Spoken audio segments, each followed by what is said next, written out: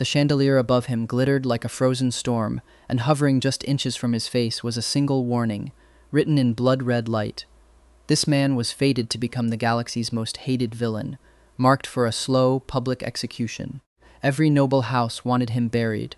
Every hero was already sharpening the blade meant for his throat.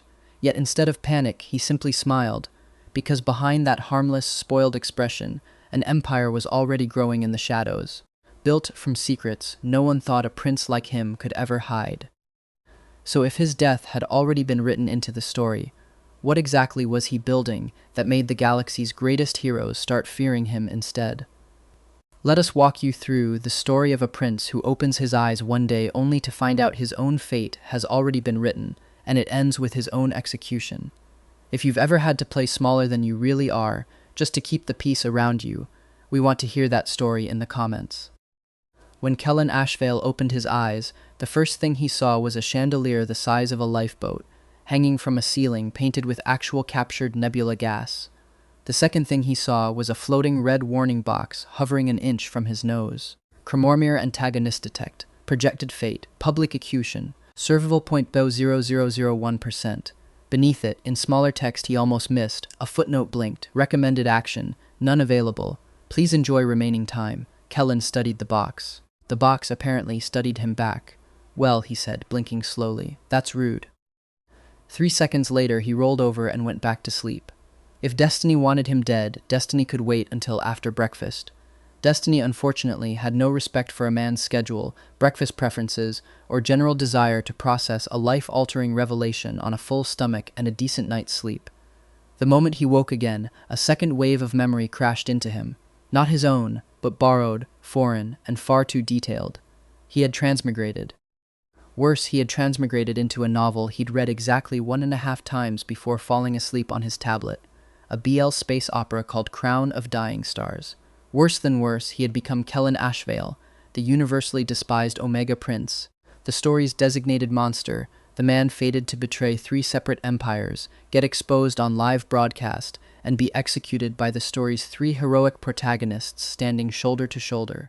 The original Kellen had been exactly the kind of person you'd expect to inspire a 3-person execution squad. Arrogant, vain, casually cruel to anyone he considered beneath him, which was most of the galaxy. He'd humiliated commoners for sport, provoked alphas into duels he then lost spectacularly, and blackmailed betas with information he barely bothered to verify. By Chapter 20, 90% of known space wanted him dead. By Chapter 50, the remaining 10% had reconsidered their objections and joined everyone else. Kellen sat with that for a moment, then sighed. Fantastic. For a brief, irrational moment, he considered the possibility that this was an elaborate dream brought on by falling asleep mid-chapter, with his tablet still glowing on his chest. He pinched himself, hard, out of scientific rigor. It hurt, unhelpfully thorough, as far as dreams went.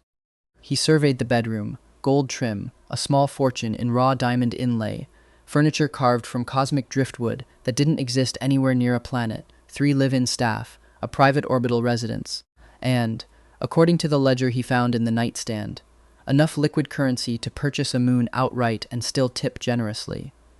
Whatever his survival instincts had been, the original owner's taste had been impeccable. The warning box blinked back into existence. Mission: survive. Thanks, Kellen said dryly, incredibly helpful. The system, he decided within the hour, was an idiot. An expensive, self-important, entirely unhelpful idiot, the sort that would no doubt have charged a subscription fee if it could figure out how. Fortunately, he wasn't, because unlike the man whose skin he now wore, Kellen knew exactly what was coming, chapter by chapter, and precisely who was going to be holding the sword. There were 3 of them. The terrifying, unkillable engines of the plot. First, Commander Dorian Kesh. War hero, Empire darling, the strongest alpha in charted space, and in the novel's final act, the man who personally removed the villain's head from his shoulders in front of a live audience of several billion. Second, Ren Calloway, a beta scientist so absurdly gifted the narrative practically apologized for him. Master strategist, future wealthiest man alive, and the one who methodically unearthed every crime the villain had ever committed, filed them in triplicate, and presented them to the Senate with footnotes. Third, Kai Solen, the story's true Omega-led, hidden in plain sight as a quiet dock worker until the plot needed a revolution. Charismatic enough to unify 17 star systems on a single afternoon, and the man whose rebellion in the original timeline personally burned Kellen's family estate to the foundation. Together, they were an extinction-level event.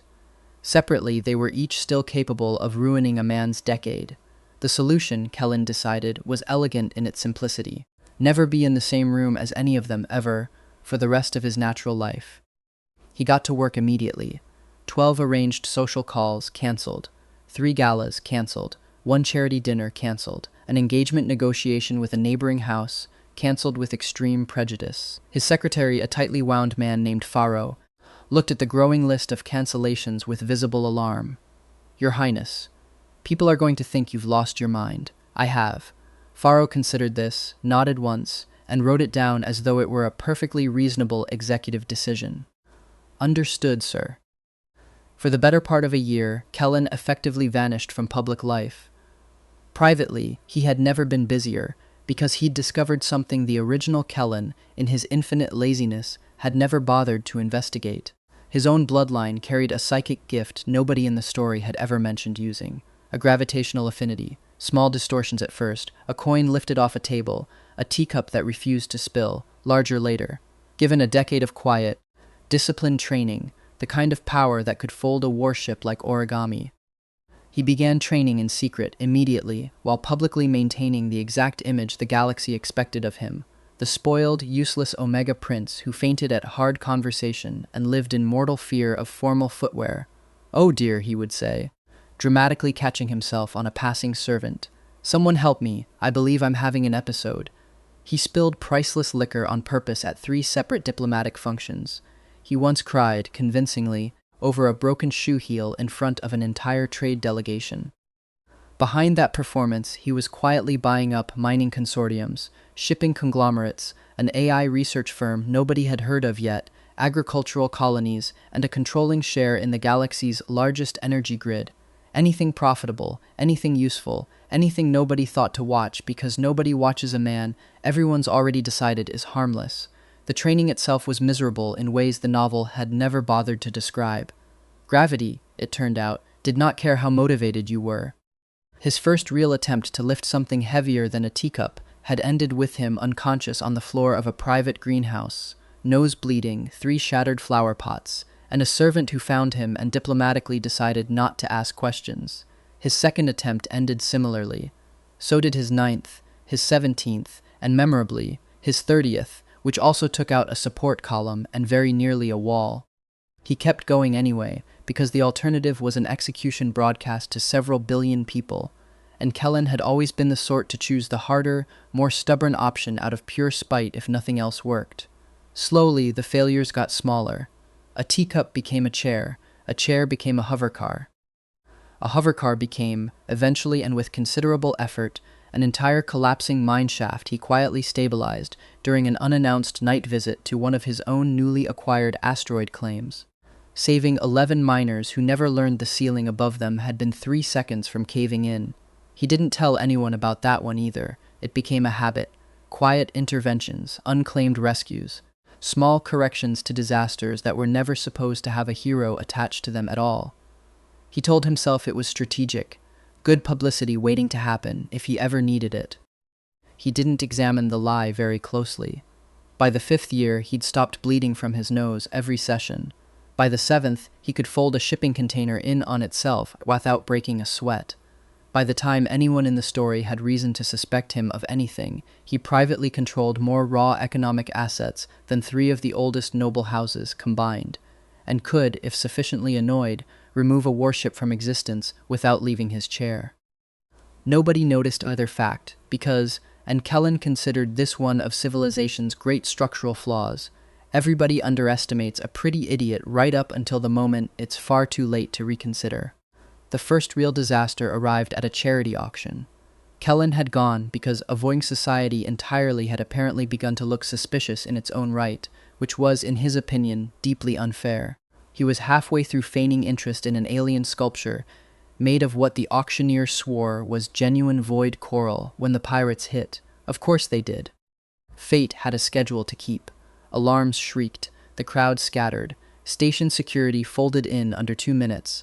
The ballroom dissolved into the specific brand of elegant chaos only the extremely wealthy can produce while fleeing for their lives. And of course, all three of them were already there. Commander Dorian Kesh was already moving toward the breach, weapon drawn, barking coordinates into a comm unit. Ren Calloway had planted himself near an emergency terminal, calmly rerouting evacuation traffic like he'd rehearsed it. Kai Solen was 3 tables over, physically shielding a cluster of terrified civilians with his own body, murmuring instructions too calm for the situation. Heroes, the lot of them. Wonderful. Exactly the room Kellen did not want to be standing in. Then the pirate flagship dropped out of slip space directly above the station. A dreadnought, black-hulled, carrying enough ordnance to reduce the entire orbital ring to debris. The commander's face went grim. The station's shields buckled and failed in the same breath. Kellen looked at the ship. He looked at the exit. He looked at the 3 protagonists, all of whom were about to die valiantly and uselessly in front of several hundred witnesses. "Fine," he muttered, and slipped into a maintenance corridor before anyone thought to stop him. 5 minutes later, no one could find him.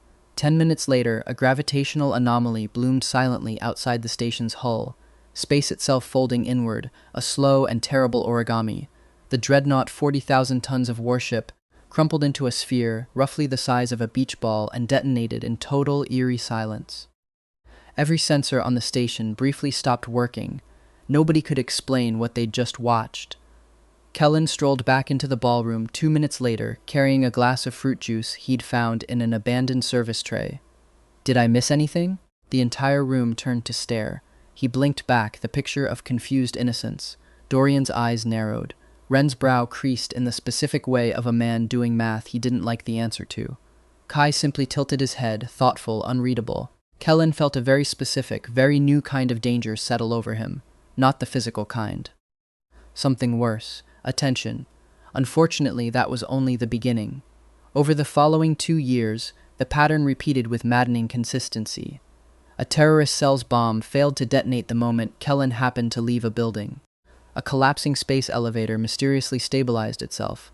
An assassination fleet vanished from long-range scans without a trace. A rogue military AI simply stopped existing. A border warlord threatening 3 colonies vanished mid-broadcast, mid-threat without explanation. Each time, against all statistical reason, Kellen had been somewhere in the general vicinity. Coincidence, obviously.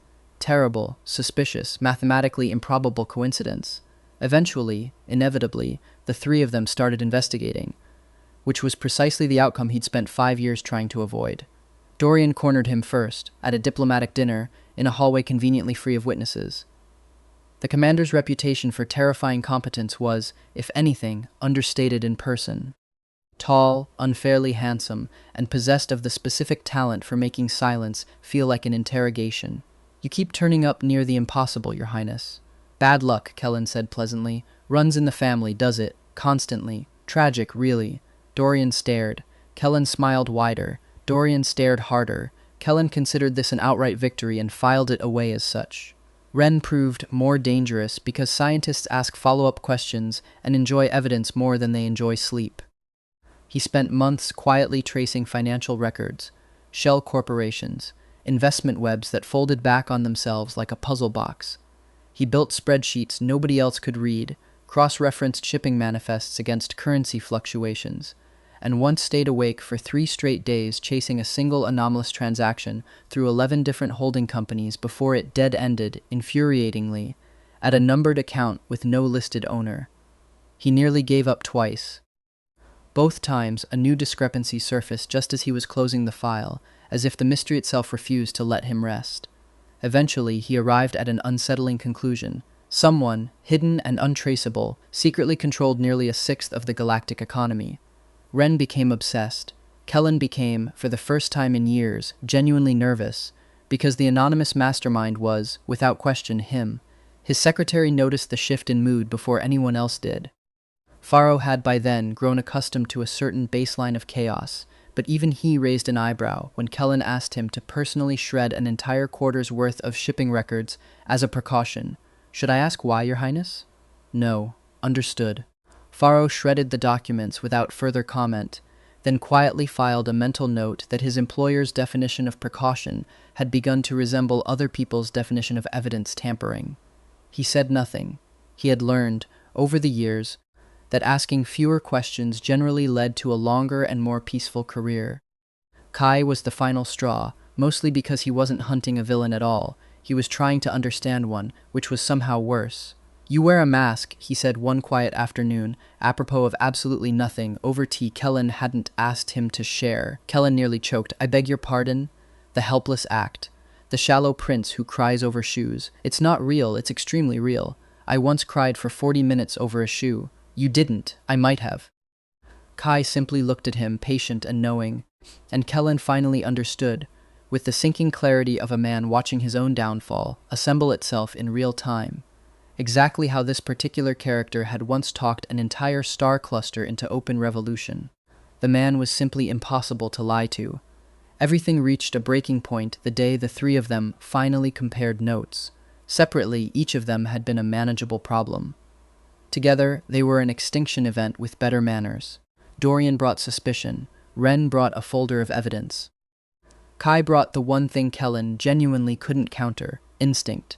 Kellen learned about their combined investigation entirely by accident, by hacking into a supposedly secure military server, which was, in fairness, only technically illegal. The report contained exactly one damning line: Krikumri suspect, Prince Kellen Ashfield. He read it twice, closed the terminal, and booked passage to a star system with a name he couldn't pronounce. Running, he'd always felt, was an underrated survival strategy. Unfortunately, the three of them arrived at his private hangar before his ship finished pre-flight checks, because of course they did. Fate had never once shown him professional courtesy. Dorian blocked the east exit. Ren blocked the west. Kai simply stood in front of the ship itself, arms folded, utterly unbothered. Kellen briefly considered climbing through the ceiling ducting and decided against it on the grounds of dignity. "Your Highness," Ren said, calm as still water, "we'd like answers. I have no idea what you're referring to. You control the shadow corporations. I do not. You possess an undocumented psychic ability. Slander. You've been quietly saving this galaxy for the better part of 5 years. That's just embarrassing." Ren pinched the bridge of his nose. "At minimum, could you attempt to lie convincingly?" "I am lying convincingly. You are extraordinarily bad at it." Kellen felt personally attacked and said so, at length, to absolutely no sympathy from anyone present. Dorian spoke next, low and even. "The Dreadnought, the assassination fleet, the AI, the warlord who vanished mid-broadcast." He didn't phrase it as a question. None of that was coincidence. There had been a moment weeks earlier that Kellen hadn't told anyone about, not even the system, which by then had mostly given up offering advice, and instead sent him the occasional passive-aggressive notification whenever his survival probability ticked upward. He'd been reviewing a shipment manifest late at night when an emergency beacon lit up on a private channel he thought no one else knew existed. A colony transport, 600 civilians aboard, drifting with a dying reactor 2 systems away from any help that could arrive in time. He hadn't thought. He'd simply gone, quietly, alone in an unmarked shuttle, and folded the ship's failing containment field back together with his bare will before it could breach. No cameras, no witnesses.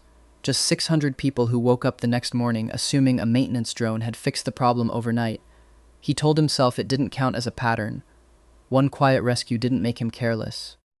Except it had happened 4 more times that year, and each time the excuse got thinner, and each time some small, traitorous part of him had felt lighter walking away than he had in years of calculated hiding. That was the part he couldn't explain to the 3 men currently blocking every exit from his hangar. Not the power, the reason he kept using it. Kai finally spoke, and it was somehow the most dangerous thing said all evening. "Why hide it?" That question landed harder than either of the other 2 combined, because the honest answer was simple, and simple answers were the only kind Kellen had never learned to deflect. The novel. The ending written for this body before he'd ever inhabited it.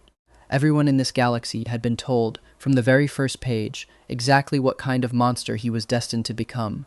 So he had spent 5 years running, hoarding strength, memorizing exits, refusing to let anyone close enough to matter, because trusting people had never once appeared in the plan. For the first time since waking up in this life, Kellen simply looked tired. I wanted to survive, he said quietly. That's all this was ever about. The hangar went Silox left to deploy, no sarcasm left to hide behind. Just the truth, finally said out loud. Something shifted in all three of them at once. Dorian's shoulders eased. Ren's suspicion visibly cracked. Kai simply nodded, as if a piece of a much larger puzzle had finally clicked into place. And then, because the universe apparently refused to let a single emotional moment pass uninterrupted, every alarm on the station screamed simultaneously. An ancient alien armada had dropped out of slipspace at the edge of the system. Millions of vessels. A civilization-ending threat with a body count attached to every second of hesitation. Kellen stared at the alert, then at the three of them, then back at the alert. You cannot be serious. The universe, as it turned out, was dead serious. For roughly 4 seconds, nobody in the hangar moved. Then Dorian's expression shifted into the specific flat, calm Kellen had only ever seen in old war footage, the look of a man mentally sorting a battlefield before it existed. Ren was already pulling up fleet deployment charts on a wrist terminal, muttering coordinates under his breath.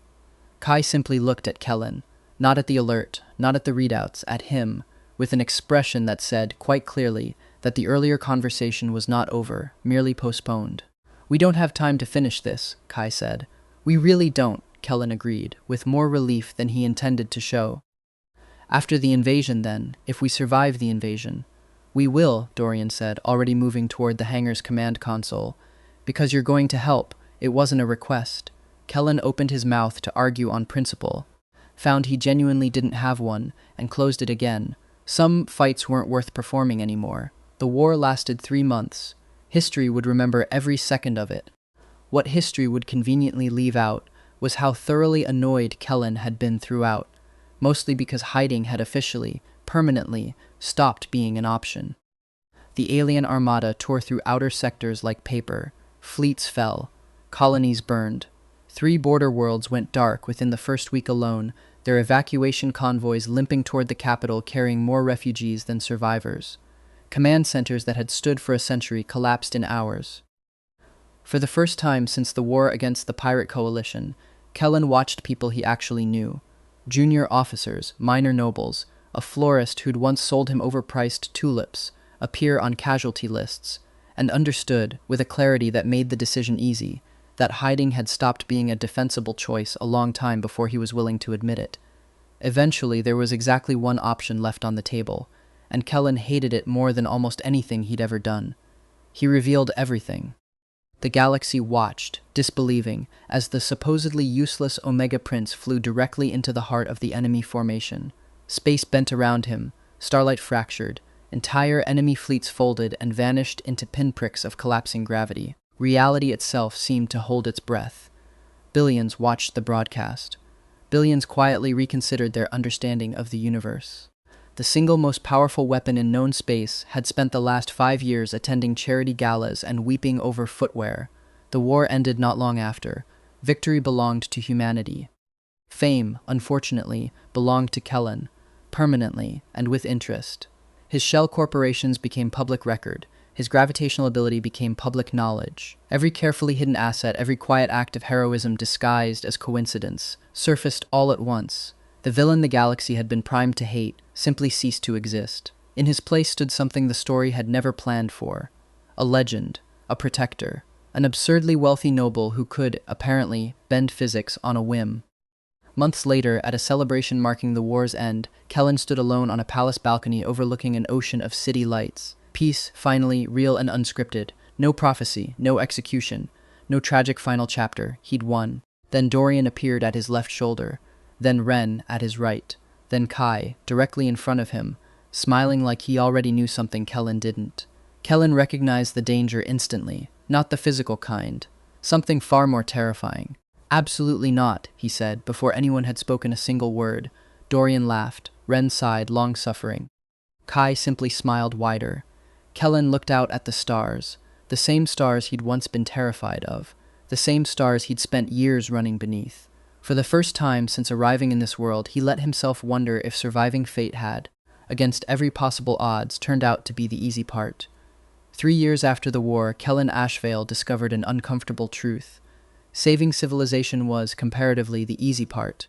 Managing the fallout was a different animal entirely. specifically the romantic fallout.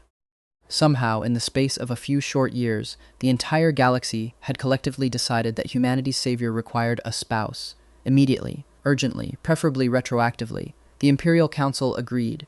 The old noble houses agreed. The media agreed with alarming enthusiasm. Millions of ordinary citizens had opinions, all of them unsolicited. Worst of all, Dorian, Ren, and Kai had each begun looking suspiciously invested whenever the subject came up. Kellen considered faking his own death, again. Unfortunately, having already saved humanity twice since the war ended, a believable death was proving logistically difficult. His latest escape plan involved an isolated mining moon so far from civilized space that even the navigation systems complained during the jump. Population 3, 2 miners and a bartender, no politicians, no press, no matchmaking aunties, no devastatingly attractive protagonists. For 3 glorious weeks he drank bad coffee, quietly managed 100 hidden investments, and pretended not to be one of the most recognizable people alive. Then, one ordinary morning, he walked into the moon's single bar and froze. Dorian sat at a corner table. Ren sat beside him. Kai sat directly across, looking entirely too pleased with himself. All 3 looked far too comfortable for men who'd traveled this far off the map by accident. Kellen turned to walk straight back out. "No, good morning," Kai said cheerfully. "No, we tracked your financial transactions," Ren offered. "No." "You bought the entire moon," Dorian added, mildly impressed. "Absolutely not." The bartender set a coffee down in front of him without being asked. "Your boyfriends got in yesterday." Kellen nearly died on the spot. "We are not." The bartender had already walked away. The damage, as far as the 2 watching miners were concerned, was done. One had started recording. The other had opened a betting pool. Kellen hated everything, especially the fact that his meticulously constructed hideout had lasted a grand total of 3 weeks. A personal record, and not the good kind. Matters escalated further when a pirate coalition, having apparently salvaged leftover alien weapons tech from the war, began raiding frontier colonies.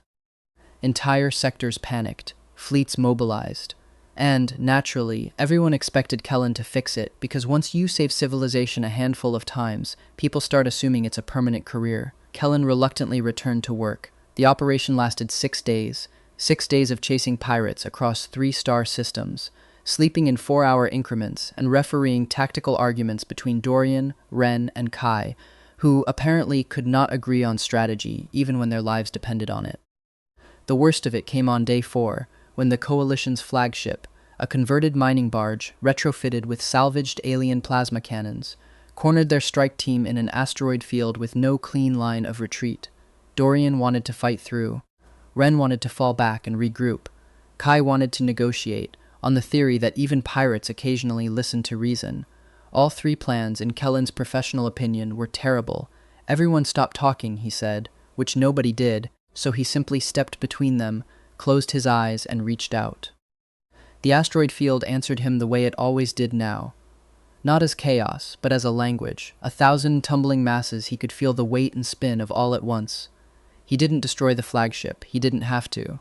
He simply nudged 3 of the largest asteroids into a new, entirely non-coincidental trajectory, and watched the barge's pilot spend the next 4 minutes in an increasingly desperate evasive maneuver that ended with the ship wedged, fully intact, between 2 rock formations roughly the size of small moons. "Huh," Kai said, watching the readouts. "That's one way to do it." "Nobody died," Kellen pointed out, mildly defensive.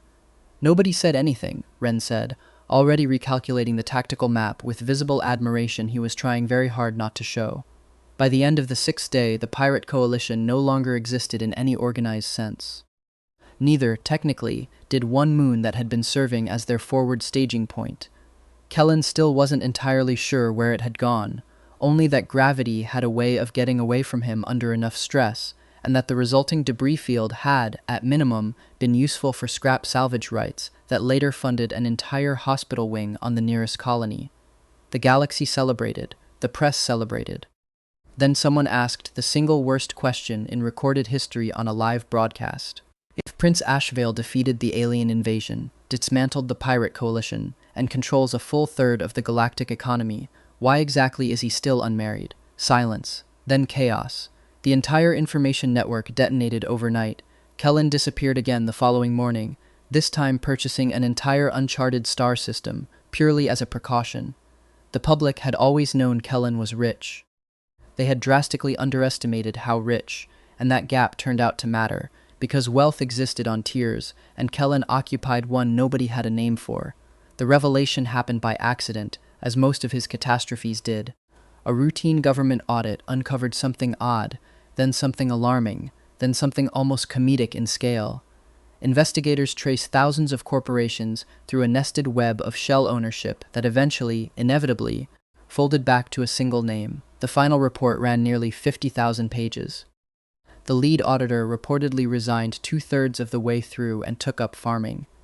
When the findings went public, the resulting panic was instantaneous. Kellen, it turned out, quietly controlled interstellar shipping, energy infrastructure, artificial intelligence research, terraforming networks, medical development, agricultural exports, quantum communications, orbital shipyards, luxury manufacturing, banking, several planetary governments outright, and, for reasons even he couldn't fully explain, a decorative spoon company he'd apparently acquired during a hostile takeover a decade earlier because the stock had been cheap. The Senate summoned him immediately, clearly expecting to level accusations. Instead, they simply looked exhausted. One senator pointed at a wall-sized financial chart with visible despair. How? How did you do this? Kellen considered honesty, because the truth was almost embarrassingly simple. While everyone else had spent a decade obsessing over wars and scandal, he'd spent it quietly buying everything worth owning. Compound interest, he said instead. The Senate very nearly rioted. Faro, who had accompanied him to the hearing, purely to carry paperwork, watched the entire proceeding from the back of the chamber with the weary calm of a man who had shredded the evidence years earlier and considered the matter closed. Afterward, in the transport back to the palace, he allowed himself exactly one comment. "For what it's worth, sir, I never doubted the compound interest." "Thank you, Faro. I doubted everything else considerably." Kellen laughed for the first time since the audit had gone public, and found, somewhat to his own surprise, that he meant it. Outside, the press swarmed by the thousand.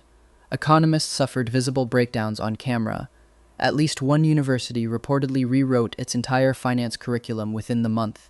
One professor famously described Kellen as an eldritch horror wearing bespoke tailoring.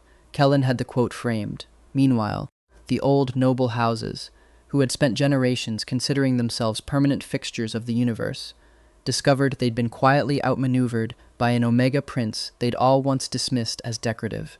It began, predictably, with denial. House Marrow called a private council to declare the audit an elaborate forgery. House Calthorne suggested it was foreign sabotage, possibly alien in origin. House Vey, ever practical, simply started quietly liquidating what it could before anyone noticed it was scared. Political attacks came next, and failed spectacularly. 3 separate no-confidence motions collapsed within hours of being filed, each one somehow discovering that its primary sponsor had accepted funding from one of Kellen's subsidiaries at some point in the last decade, funding that had, quite legally, come with strings nobody remembered signing. Financial attacks failed even harder. One house attempted to short an entire shipping subsidiary they believed was overextended. The subsidiary, as it turned out, had been intentionally left looking overextended for exactly that purpose, and the house lost most of its liquid holdings inside of a week. One family, Kellen never confirmed which, though rumor was persistent, attempted blackmail, producing what they claimed was proof of the Emperor's psychic ability obtained through illegal surveillance. The evidence vanished before it could be filed. So did their fortune, so did their private fleet, so within the month did their ancestral seat, sold at auction to an anonymous buyer who immediately converted it into a public trade school. Kellen attended the ribbon-cutting personally, and said several kind, entirely sincere words about the importance of education. Kellen claimed total ignorance. Nobody believed him, least of all Dorian, who cornered him afterward with the specific weary patience of a man long past being surprised. "You made an entire noble house disappear. I did no such thing. The house, the fleet, the fortune, the ancestral seat now serving as a trade school. All of it, absolutely not." Dorian stared. Kellen stared back, unblinking, for a full 30 seconds before the commander finally exhaled.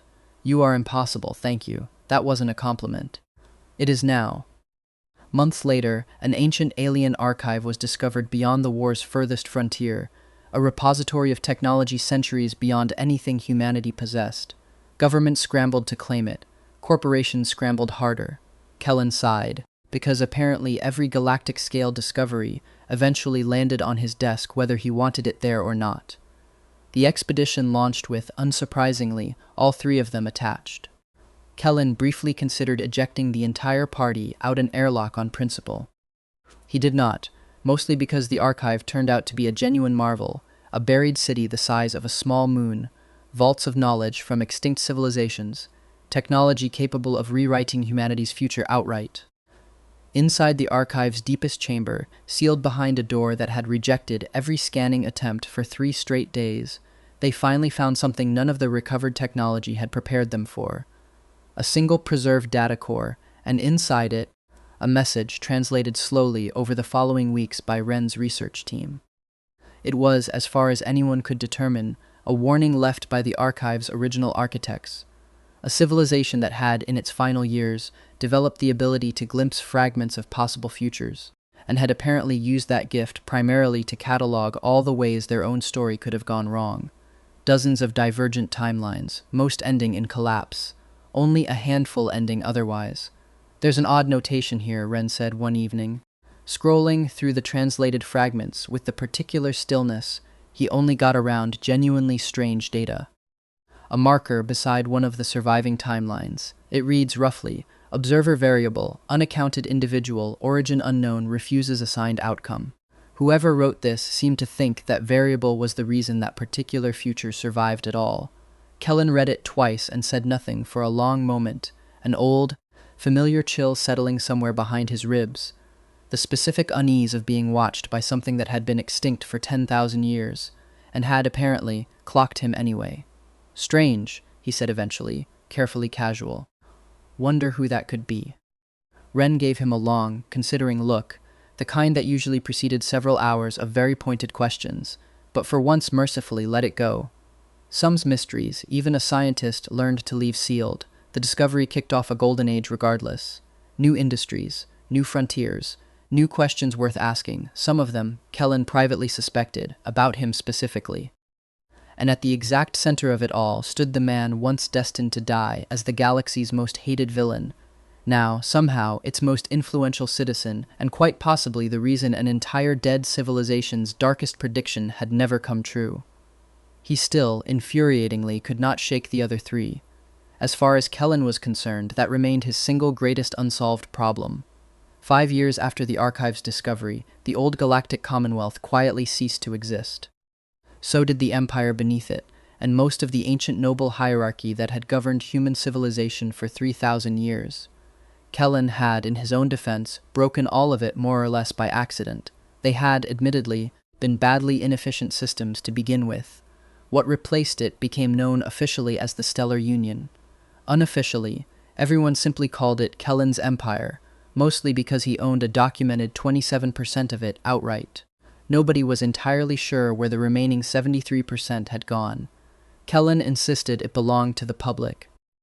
The public remained deeply, permanently skeptical, given that every major shipping route, power grid, and communications relay somehow still traced back to him eventually.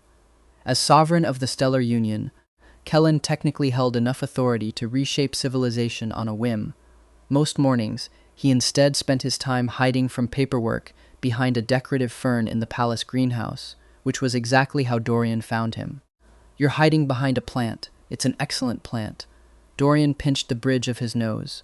Years ago, he'd been humanity's most feared military commander.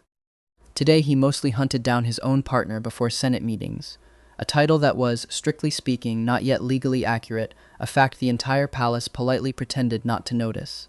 Life, he'd decided long ago, was strange. "There's a session in 20 minutes. No, the governors are waiting. They can continue waiting.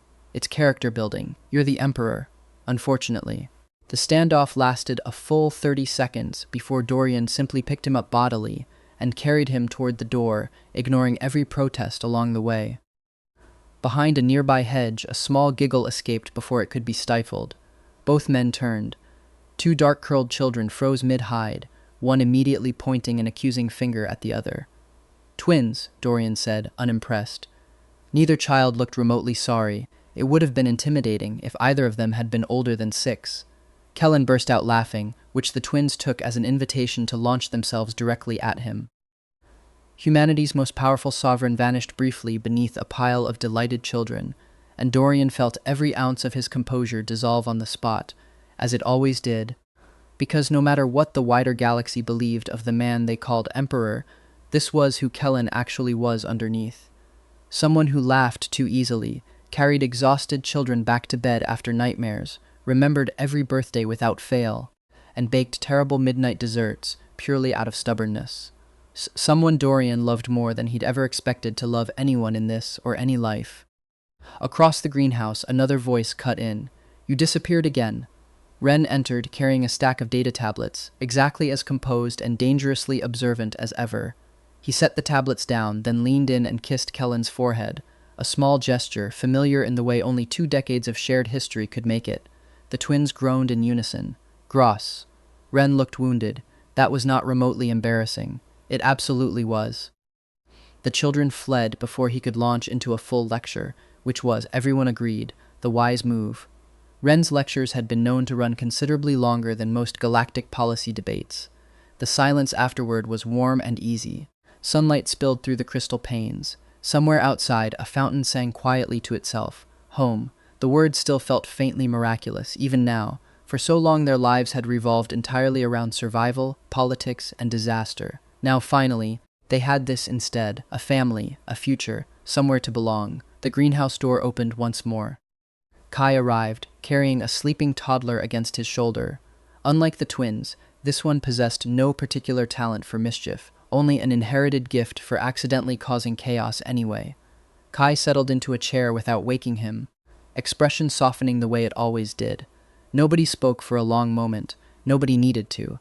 The years had worn the need for words down to almost nothing between them. The galaxy believed the 4 most powerful men in human history spent their days steering the fate of civilization. Technically true.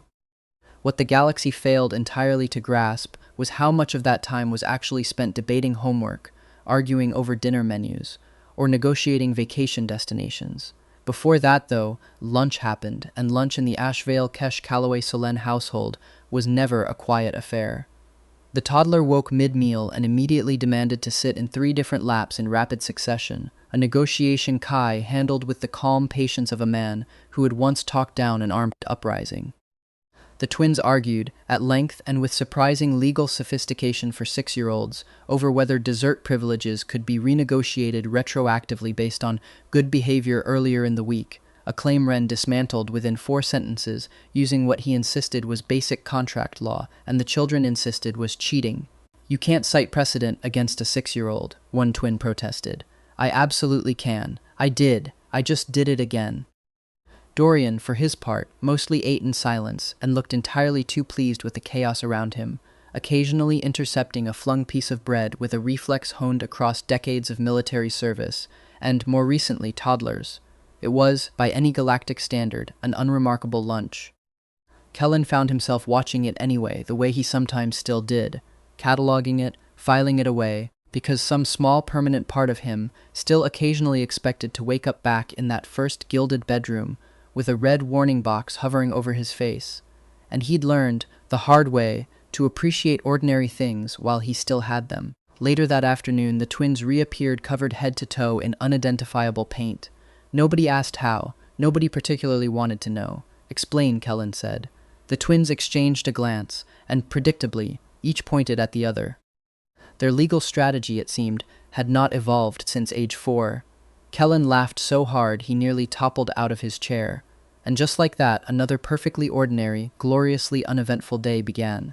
The best kind, in his professional opinion, being the kind with no galaxy-ending crises attached. The galaxy learned the truth at precisely 9:17 Standard Time. History would later call the announcement one of the defining moments of the modern age. Kellen personally called it the beginning of a fresh, entirely avoidable suffering, because apparently announcing a wedding was harder than defeating an ancient alien armada. To be precise, the galaxy had known about the relationship itself for years. 3 young children living openly in the palace gardens made that particular secret difficult to keep. What the galaxy had not known, because the law itself hadn't caught up yet, was when it would ever become official. Ancient legal codes, it turned out, had never once anticipated a single emperor with 3 consorts, and the resulting paperwork had taken the better part of a decade to draft, argue, and rewrite from scratch. Kellen had, frankly, stopped expecting it to happen at all. The complication wasn't the marriage itself. It was that there were 3 grooms, 1 emperor, and several thousand years of legal precedent with no idea how to file the paperwork. The Senate argued for 6 months. The courts argued for 4. The noble houses argued for nearly a year. Kellen spent the entire time wondering with some sincerity why anyone cared this much. The answer, it turned out, was symbolism. The old galaxy had been built on division, class, species, opportunity, all of it carefully partitioned. The new one stood for something different, choice. And maybe that was the real reason people latched onto the story so hard, not because their emperor was marrying 3 extraordinary men, but because all 4 of them represented exactly the future humanity had fought to build: a soldier, a scientist, a revolutionary, and a villain who had, against every prophecy ever written about him, rewritten his own ending. The ceremony was set on Aurora Prime, the first world settled after the Archive's discovery, a planet the whole civilization had come to think of as humanity's second beginning. Millions traveled in person. Billions more watched from orbit. The guest list read like a roll call of the known galaxy. 3 hours before the ceremony, Kellen attempted to escape. Again. Dorian found him hiding inside an unused observatory, exactly as expected. Everyone's waiting. No, billions of viewers. No, Kellen. No, Dorian laughed, a sound that had somehow stayed unfairly attractive across 2 decades, a war, and raising 3 children together. Kellen hated that it still worked on him. It'll be fine, Dorian said. Easy for the strongest man alive to say. That's precisely why it helps. It helps with wars, not weddings. Dorian stepped closer, his expression softening into something private, something that made the entire watching galaxy briefly disappear. You know, he said quietly. I've never cared much about the ceremony itself. Kellen blinked. What? I care about what comes after. The words settled between them, simple and entirely unrehearsed. Not a line for the history books, just the truth. Kellen felt something warm unfold in his chest, the same feeling he got whenever he remembered exactly how improbable his own luck had been. Because somewhere along the way, the terrifying protagonist once destined to end his life had quietly become one of the most important people in it. The observatory door opened. Ren stepped in, took one look at the 2 of them, and sighed. You disappeared again. It was strategic. It was cowardice. It was strategic cowardice. Ren decided this was acceptable and crossed the room to straighten Kellen's collar, a small, practiced gesture nobody else would have noticed. There, perfect. Kellen looked down at the ceremonial coat, white and silver, threaded with fibers pulled from the archive itself, meant to symbolize unity and a future chosen rather than inherited. It also weighed approximately as much as a small transport shuttle. This thing is trying to kill me. It's a coat. It has intent. Ren laughed, rare enough even now to feel precious every single time. Kai arrived next, and with characteristic timing, ruined the mood immediately. The twins have started a rebellion. Silence. What? The little one joined too. What? They've occupied the West Garden. Formal demands have been issued. Kellen closed his eyes. Of course they had. Those were unmistakably his children. A brief investigation uncovered 7 co-conspirators, 2 hand-lettered banners, 1 formal declaration of independence, and an alarming quantity of stolen pastries. The rebellion collapsed within the hour, mostly because the revolutionaries got distracted by cake. Kai called it a diplomatic success. No one argued. There was 1 more visitor before the ceremony, though Kellen didn't mention it to the others until years later. An old woman, using a cane, was escorted through a side entrance by palace security who clearly weren't sure whether to be alarmed. She'd been, decades earlier, one of the original organizers of Kai's uprising, one of the few from that movement who'd survived the years of fighting that followed, back when Kai's rebellion had still been aimed, at least in part, at a villain named Kellen Ashvale. I wanted to see it, she said simply, when Kellen asked why she'd come. The end of the story we thought we were fighting. I'm sorry, Kellen said, because it felt like the only honest thing to offer. For what the original version of me would have done to people like you. She studied him for a long moment, the kind of look that had clearly outlived several governments. That man died the day you decided not to be him. I didn't come here for an apology. I came to see what we were actually fighting for, underneath all the anger. Looks like it turned out to be this. She gestured vaguely at the gathering city, the lights, the crowds already assembling for a wedding nobody would have believed possible 40 years earlier. She left before the ceremony started. Kellen never learned her name and always regretted not asking. He told Kai about the visit weeks later, expecting some reaction, grief maybe, or old guilt surfacing. Instead, Kai had simply gone quiet for a long moment, then smiled, small and genuine. She always did like getting the last word, he said. Good. I'm glad she got this one instead of the other kind. Hours later, the ceremony began. The capital shimmered beneath a sky full of stars. Crystal towers caught the last of the sunlight. For once in his life, Kellen couldn't think of anything sarcastic to say, because standing across from him were the three people who had rewritten everything he thought he understood about his own story. Not heroes, not legends, just the men he loved. He'd arrived in this universe alone, terrified, certain he would die exactly as written. Now he stood surrounded by a family larger than anything the original story had ever imagined for him. The ceremony itself was simple. No speeches, no grand theater, just promises, to stay, to trust, to build something together on purpose, out loud. When it ended, the applause rolled outward across the planet, the system, the galaxy. Fireworks lit the sky. Entire worlds held festivals that night, not because their emperor had married, but because the future finally felt secure. The reception afterward stretched long into the evening, a sprawling, glittering affair that somehow managed to include 17 million guests without ever feeling crowded. Mostly because Ren had spent 4 months personally overseeing the logistics and refused to let a single detail go unplanned. Toasts were given by generals who had once sworn to bring Kellen to justice, by scientists who had once tried to catalog his crimes, by revolutionaries who had once burned effigies of the very man now standing at the center of the celebration. Each toast, in its own way, told the same story, an ending nobody had expected, arrived at by people who had simply refused to accept the one they'd been handed. The twins, still faintly sticky from an afternoon of stolen cake, gave a toast of their own, brief, largely incoherent, and ending with a solemn vow to never, under any circumstances, get married themselves, a promise the entire hall found considerably funnier than they'd intended. The toddler slept through the entire affair, curled against Kai's shoulder exactly as he had been for most of his short life, entirely unbothered by his own historical significance. Late that evening, after the crowds thinned, the four of them slipped away to a quiet balcony above the capital. For a long while nobody spoke. The silence was warm, comfortable, entirely without urgency. Then Kai smiled. "We actually did it." "We did," Ren agreed, leaning against the railing. "Civilization survived, mostly," said Dorian. "The economy survived, mostly the children survived." "Debatable," said Kellen, and laughter spilled out into the night, following the four of them all the way toward whatever came next. The galaxy's greatest modern crisis did not involve invading aliens, ancient superweapons, or rogue artificial intelligence. It did not involve a single political rebellion. No, the single greatest crisis of the era began the day Emperor Kellen Ashvale discovered he was pregnant. The first casualty was a crystal vase, shattered against a palace wall at roughly 3 a.m.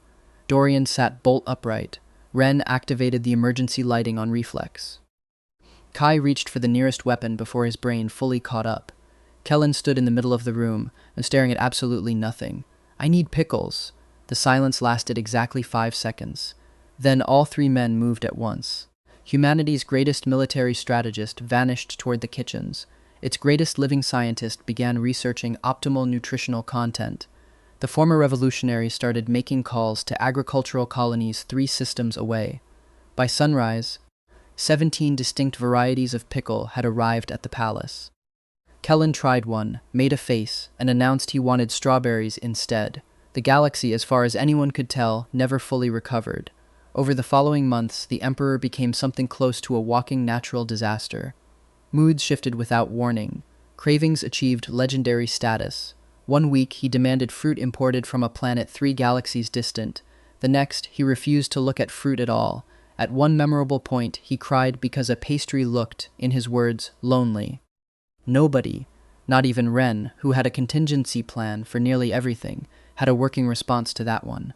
Extra pastries and quiet emotional support turned out to be the only reliable fix, and surprisingly, it usually worked. The twins found the entire ordeal hilarious. Old enough now to understand what was happening, and just young enough to make deeply questionable decisions about it, they took every opportunity to remind Kellen of his low moments. Father cried because a sandwich looked sad. I did not. You absolutely did. It was having a difficult day. The twins collapsed into laughter. Kellen threatened, not for the first time, to disinherit them both. Nobody, least of all the twins, took the threat remotely seriously. There was, in fairness, one genuinely difficult night in the 7th month, when a minor uprising on a distant colony required Dorian's immediate attention and Ren's careful mediation, leaving Kai the only one home when Kellen woke at 2 in the morning, uncharacteristically quiet, staring at the ceiling instead of demanding pickles. "What's wrong?" Kai asked, not really a question, already sitting up. "Nothing's wrong. I'm being ridiculous." "You're allowed to be ridiculous. What is it?" Kellen was quiet for a long moment, long enough that Kai simply waited, the same patient waiting that had once talked 17-star systems into revolution, and now, apparently, worked just as well on one overwhelmed emperor at 2 in the morning. "I keep thinking about the original story," Kellen admitted finally, "about what would have happened to a child born to that version of me. Whether it would have ever had a chance to be anything but a weapon, or a hostage, or a headline." He pressed a hand flat against his own stomach, half self-conscious, half seeking reassurance. "I know it's not going to happen. I know that. Some nights it's loud anyway." Kai didn't offer platitudes, which was, Kellen had learned over the decades, one of his great and quietly underrated gifts. He simply pulled him closer, steady and unhurried. "That story's dead. Has been for a long time. This one gets to grow up loud and spoiled and thoroughly ungrateful, exactly like her brothers, surrounded by more people who'd die for her than she'll ever properly appreciate until she's 40. That's the whole story now. Nothing older gets a vote. It wasn't a grand speech. It didn't need to be." Kellen fell back asleep within the hour, and never mentioned the conversation again, though Kai noticed, and never said anything about it either, that afterward the pickles stopped being quite so urgent, and the tears over lonely-looking pastries came a little less often, replaced by something steadier underneath. 9 months later, the family welcomed a daughter, tiny, dark-eyed, and spoiled beyond redemption within the first hour of her existence. Dorian melted on contact. Ren, already protective by nature, became something closer to a one-man security detail. Kai lost every last trace of discipline he'd ever possessed. The older siblings were, predictably, worse. By the end of her first month, the infant had accumulated enough gifts to bankrupt several smaller planets outright. Kellen accepted defeat gracefully. Some battles simply weren't winnable. Years passed, the children grew, the empire flourished, and peace against every original prophecy endured. The imperial palace slowly transformed into what was, without question, the loudest household in human space. The twins each inherited a different blend of their fathers. One carried Dorian's steady command and Kellen's stubborn confidence, the other Kai's magnetic charisma paired with Ren's razor intelligence. Together, they were an ongoing, cheerfully catastrophic partnership.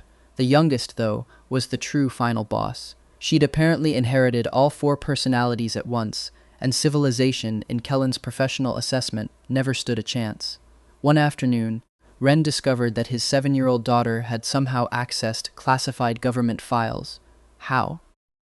She looked genuinely offended by the question, arms crossed in a gesture she'd clearly inherited from somewhere. "I guessed the password." The password, by design, was mathematically impossible to guess. Drawn from a rotating cipher Ren had personally engineered to be unbreakable by anything short of a supercomputer running for several centuries. "It was your birthday."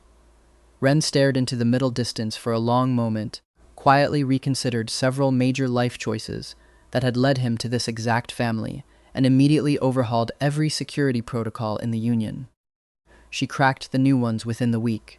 Decades later, when historians wrote about the golden age of the Stellar Union, they tended to focus on the expected things: political reform, economic expansion, scientific advancement. What the official record consistently failed to mention was how often the imperial family managed to embarrass itself in the process. The time the twins accidentally derailed an entire diplomatic reception. The time the youngest princess adopted 6 technically illegal alien pets. The time Kellen himself was quietly banned from a charity auction after repeatedly outbidding everyone present on items he had no intention of keeping. The family remained, by every account, gloriously hopeless, and happy, very happy, in the specific way that only comes from having survived the alternative. The children became adults, then leaders, then legends in their own right, the eldest commanding exploration fleets at the edge of known space, his sister becoming one of the most respected diplomat in the Union's history, the youngest revolutionizing an entire field of science before turning 30. Civilization adored all 3. The resemblance to their fathers, in temperament if nothing else, was impossible to miss. The same stubbornness, the same refusal to accept a stated limit as final. Sometimes, watching them, Kellen felt something close to overwhelmed, not by pride, though there was plenty of that, but by simple gratitude. None of this should have existed, not according to the story he'd once been trapped inside, not according to fate or prophecy or a single line of the original ending. The villain had been written to die. Instead, he'd been given a family, a home, an entire future nobody had ever planned for him. Nearly 40 years after the wedding, the entire family gathered on Aurora Prime, children, partners, grandchildren, decades of friends. The celebration spilled across the palace gardens long into the night. Music drifted through warm air. Laughter carried between the trees. The empire by then had become something remarkable, not because of military strength or accumulated wealth, but because its people were, simply and finally, safe. Late in the evening, a small child climbed into Kellen's lap. One of his grandchildren, dark curls, bright curious eyes. She'd inherited, unmistakably, her grandfather's talent for asking exactly the wrong question at exactly the right moment, a family trait nobody had ever managed to breed out, and nobody, if he was honest, had ever really tried to. Grandfather? Yes? Were you really a villain? The entire table went suddenly, suspiciously quiet. Kellen narrowed his eyes at the assembled adults, all of whom were visibly fighting laughter. The child waited, patient and unbothered. Finally, Kellen sighed with as much theatrical betrayal as he could muster. According to history? Yes. According to fate? Also yes. According to your grandfathers? 3 voices answered in perfect damning unison. Absolutely. Laughter rolled across the garden. The child looked thoroughly delighted. Kellen looked and felt thoroughly betrayed. A sentiment nobody at the table showed the slightest sympathy for, least of all Dorian, who at 70-something still managed to look infuriatingly handsome. Ren still carried a data tablet everywhere he went, out of habit more than necessity now. Kai still smiled like he knew secrets nobody else had caught up to yet. Time had changed a great deal. It had not, apparently, changed everything. Eventually the celebration quieted. The younger generation drifted off toward bed, grandchildren curling up against whichever relative was closest, the stars brightening overhead as the garden lights dimmed one by one. For the first time all evening, Kellen found himself alone with Dorian, Ren, and Kai, just the 4 of them again, the way it had once started, decades and a lifetime ago. A comfortable silence settled over the group. Years of history required very few words anymore. The future stretched ahead of their children and their children's children. The Union stood stronger than it ever had. Life, against every original prediction, simply kept moving forward exactly as it should. Somewhere below, the last of the party lights were being dimmed by staff, who had long since stopped bothering to ask permission for anything past midnight.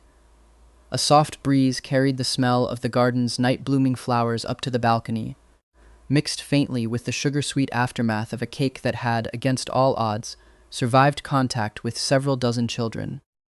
It was, Kellen thought, an almost aggressively ordinary moment for a man who had once been scheduled to die on live broadcast in front of several billion people. He'd take ordinary. He'd take it every single time. Kellen leaned back and looked up at the stars, the same stars he'd once been terrified of, the same ones he'd crossed half a galaxy running from. They felt different now. Warm, familiar, home. You know, Kai said softly. The galaxy still calls you the villain emperor. Kellen groaned. I've personally saved civilization 3 separate times. They like the title. It's inaccurate. It's memorable, Ren offered. It's dramatic, Dorian added, entirely unhelpful. You're all supposed to be on my side. We are on your side, Kai said. That's precisely why none of us are going to help you get the title changed. Kellen looked between the three of them. Traitors, all of them, every single one. And eventually the argument simply dissolved into laughter, the sound carrying out over the gardens and into the waiting night, out toward whatever future still lay ahead. Very few people in the Stellar Union knew that the Emperor still occasionally spoke to thin air. Fewer still knew why. It happened, as it always had, without warning, usually late at night, usually when Kellen was alone on some balcony or another, staring at nothing in particular. A faint shimmer would gather at the edge of his vision, and the same small red box that had greeted him on his very first morning in this body would flicker quietly back into existence. Serval condition, met mission step, complete, recalibrating. He hadn't seen it in years, decades even.